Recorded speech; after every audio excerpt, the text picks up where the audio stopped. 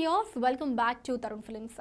December నెలలో private telecom కంపెనీల tariff యొక్క ధరలను పెంచిన తర్వాత జియో అన్ని ప్లాన్ల విభాగాల్లోనూ తక్కువ సరసమైన ధరలను కలిగి ఉంది. ప్రస్తుతం ఎయిర్టెల్, వోడాఫోన్ సంస్థలు తమ ఏజీఆర్ డ్యూలను తీర్చడానికి వివిధ రకాల విభాగాలలో ధరలను పెంచాయి. రిలయన్స్ జియో కూడా వివిధ విభాగాల్లో ధరలను పెంచినప్పటికీ సరసమైన ధరల వద్దనే గొప్ప ప్లాన్లను కలిగి ఉండి వినియోగదారులకు గొప్ప ప్రయోజనాలను అందిస్తోంది.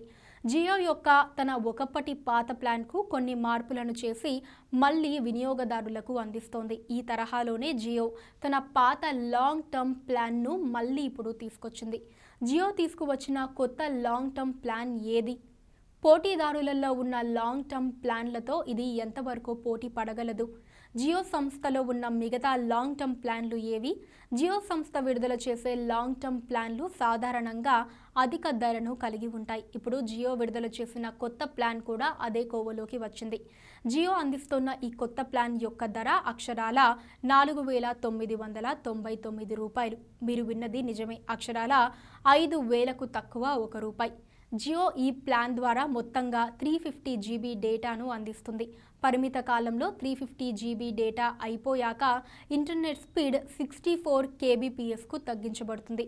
ఫోన్ కాల్స్ విషయానికి వస్తే Jio to Jio unlimited free calls మరియు ఇతరులకు కాల్స్ చేసుకోవడానికి 12,000 నిమిషాల ప్రయోజనాన్ని 360 రోజుల చెల్లుబాటు కాలానికి అందిస్తుంది. జియో యొక్క కొత్త ప్లాన్ యొక్క వెలిడిటీ 360 రోజులు.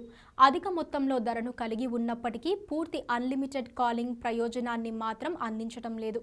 ఇతర నెట్వర్క్లకు కాల్స్ చేయడానికి 12,000 నిమిషాల ప్రయోజనాన్ని అందిస్తోంది. ఈ పరిమితి అయిపోయాక 6 పైసల IUC ఛార్జీలను జియో వసూలు చేయనుంది.